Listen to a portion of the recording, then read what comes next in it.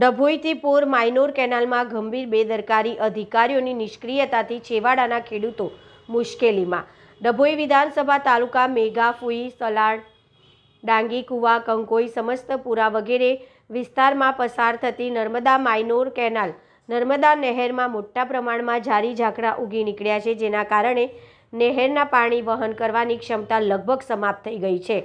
ચોમાસું સમાપ્ત થઈ ગયું હોવા છતાં અને નર્મદા નિગમના અધિકારીઓ પાસે કેનાલની સફાઈ માટે ઉપલબ્ધ સમય હોવા છતાં કોઈપણ પ્રકારની સફાઈ કામગીરી જોવા મળી રહી નથી। આ ગંભીર બેદરકારીના કારણે છેવાડાના ખેડૂતોને શિયાળુ પાક માટે સિંચાઈના પાણીથી વંચિત રહેવાનો ભય સતાવી રહ્યો છે, જેને લઈને ખેડૂતોમાં ભારે રોષ સાથે વહેલી તકે સફાઈની સાથે પાણી છોડવામાં આવે તેવી માંગ કરવામાં આવી છે।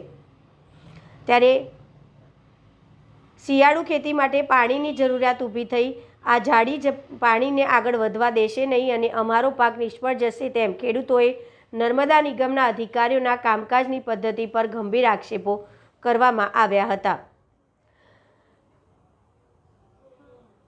પ્રવાસ માર્ગના આગળ અને પાછળના નજીવા ભાગની જ આઈ વોશિંગ સફાઈ કરવામાં આવે છે, પરંતુ સમગ્ર કેનાલની સાફ સફાઈ કરવામાં આવતી નથી। આ ભેદભાવવાળી નીતિનો ભોગ છેવાડાના ખેડૂતો બની રહ્યા છે।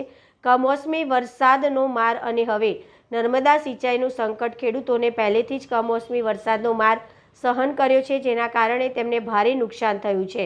હવે તેમને આશા છે કે શિયાળુ પાક સારી રીતે લઈ શકાય, પરંતુ નર્મદા નિગમની નિષ્ક્રિયતા તેમના આ પ્રયાસો પર પાણી ફેરવી શકે તેમ છે।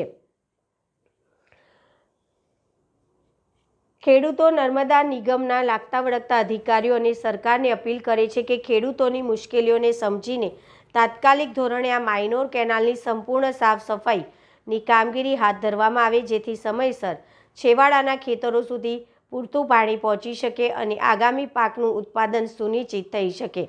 ત્યારે નર્મદા નિગમના અધિકારી CA રાઠવાએ વહેલી તકે પાણી પહોંચાડવા ખેડૂતોને હૈયાધારણા આપી હતી। આજે અમે ડભોઈ સ્થિત સરદાર સરોવર જે ઓફિસ છે નર્મદાની, ત્યાં આવ્યા છે। અમે બધા ખેડૂતો છીએ અને અમારા ગામોની વાત કરીએ તો સલાડ, મેઘાકોઈ, સમસપુરા, ડાંગીકુવા બધા ગામોમાં કેનાલનું પાણી પહોંચતું નથી। અત્યાર સુધી હમણાં પહોંચ્યું જ નથી। જે આજે 15 દિવસથી રજૂઆત કરીએ છીએ કે નિધિ મેડમને અને CM રાઠવા સાહેબને કે ભાઈ પાણી પહોંચાડો। સાહેબ કહે છે પાણી આવશે।